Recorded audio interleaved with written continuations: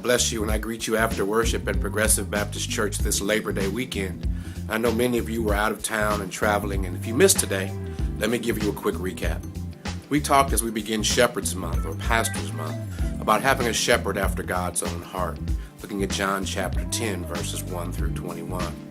And in order to understand this, we first looked at the nature of sheep and found that sheep generally have a sight problem. They're unable to see clearly because they're born with poor vision and it never gets any better. So that causes them a problem of not being able to see clearly where they're going.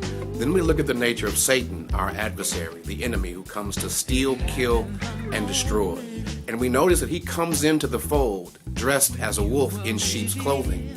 Well, since sheep have poor vision, they cannot always or often see him in disguise. And so that became the problem, that the thief comes in to steal, kill, and destroy, but he's not easily noticed visibly. Finally, we look at the nature of a shepherd after God's own heart.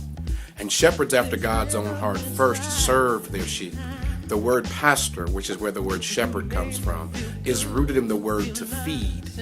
Feeding is faith that comes by hearing.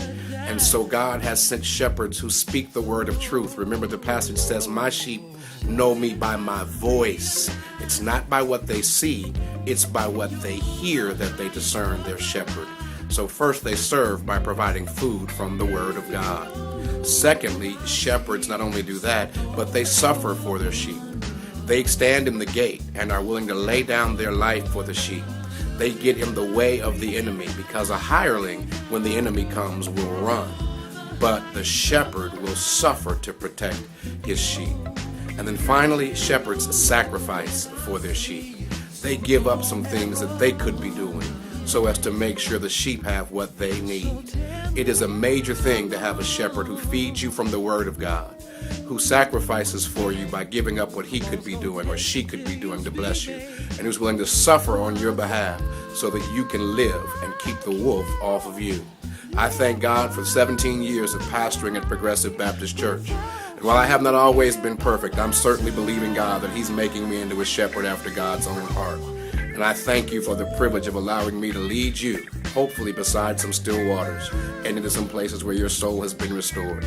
I love you all with the pastor's heart, and thank you for coming today. Look forward to seeing you sometime during this month of Pastor's Month or Shepherd's Month as we celebrate my 17th pastoral anniversary and our 17 years together as congregation and pastor. I love you, and I'll see you soon. God bless you. Peace.